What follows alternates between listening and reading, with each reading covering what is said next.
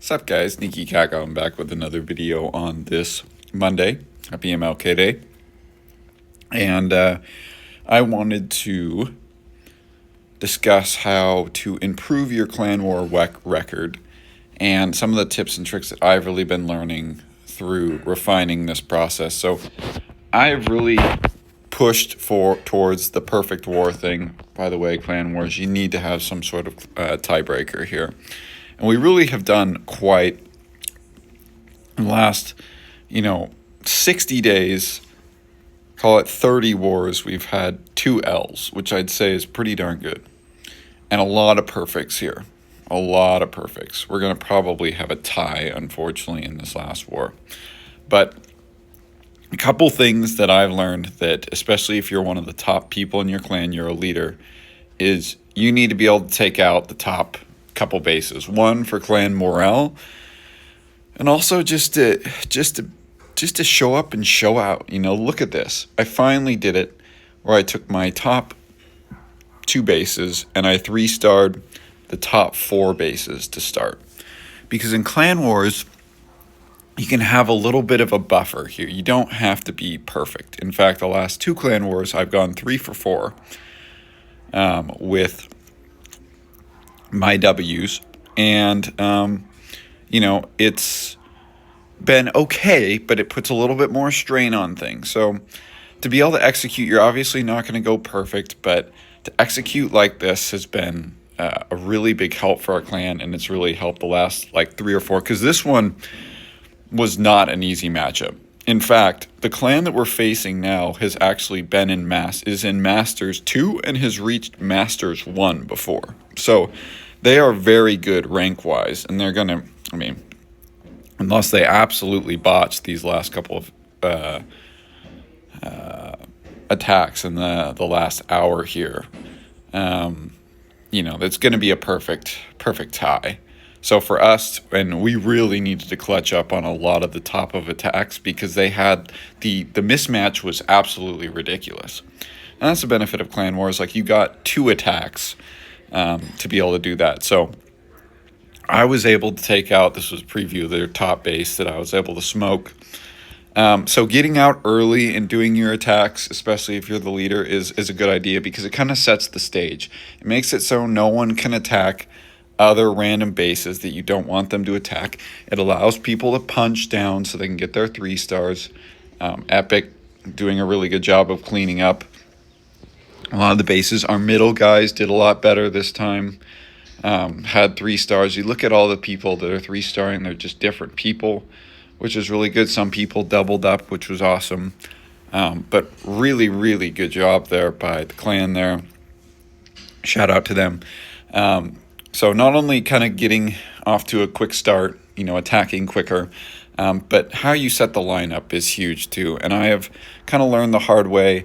I've been kind of lenient on people not using, both of their attacks, and I finally, been like, okay, I'm not doing this anymore. And you can see everyone has at least attacked once, which is acceptable. But I pretty much reinstated a new rule, is if you don't get your attacks in, you're not toggling your war attacks, you're out for a war. And then it's like people are like, well, why am I not in war? It's like, well, you didn't attack the last war. And so I try to be consistent with that, at least benching people for a war. Just like, if you didn't attack in CWL, you're going to be out longer. If you don't attack in CWL, in my opinion, you're out the entire war. Or rest of the league. But with clan wars, you can be a little bit more lenient, but the problem is that costs wars. Like this last previous one, unfortunately, we lost this one because the 74-75, because no one didn't attack. So I've been condensing things down. I got it up to a 35v35. People didn't attack. We didn't get a perfect war. So now I've pushed it down. This was down to 30v30. And then people still didn't attack. We had several people that didn't attack here. And so, I'm like, okay, I'm not doing this. 3 people not attacking. So, that's not how I want to run things. I want things tight and condensed. And if I want to win, because when I was doing one of my previous videos on how, like, my shiny ore problem, I did realize, obviously, I've done a lot of the event passes, and a lot of people shared that, like, I'm struggling from success. However, I have been very consistent on back-to-back-to-back wars. Like, I am constantly doing wars every 24 hours. It is every 48 hours. It is like clockwork. I am not missing a beat. As soon as the war ends, like as soon as this war ends, I'm starting a new one. And that's to the benefit of the clan too, because I want people to get their rewards. You know, the rewards that you get for clan wars, especially in the starry ore category, is huge. You know, getting 12 starry ore for successful attacks, but then if you lose the war, then it's reduced. I think it's half, or something like that. And if you tie the war, it's also reduced, which kind of sucks as well. So winning is a big component, doing it constantly, and then setting the stage. You know, I've been really refining the attack strategy. I'll show you this this last attack, and just really getting down an attack. And this RC charge, I've refined it to this point. I don't think I need to refine it anymore. This double invis base is brutal. I kind of wanted actually this base link because it makes you think. And with these double invis, there's several bases like that, but the key is to pop the invis towers first, in my opinion. I've seen people blimp out, like use like a blimp, like, and now people send in a blimp once the tower goes down, and then they'll smoke out, they'll clone this and smoke this entire section out. But now I've cleared a path with the queen. The queen might go down a little early, but I get so much value from this RC charge here that, in my opinion, it doesn't really matter. And the queen still gets a decent amount of value, at least clears out this part and funnels. And then the royal champion takes out a lot of the core, and she ended up moving up. I don't know the mechanics on the oh, never mind. This didn't pop initially because it took some time. So sometimes I can get both.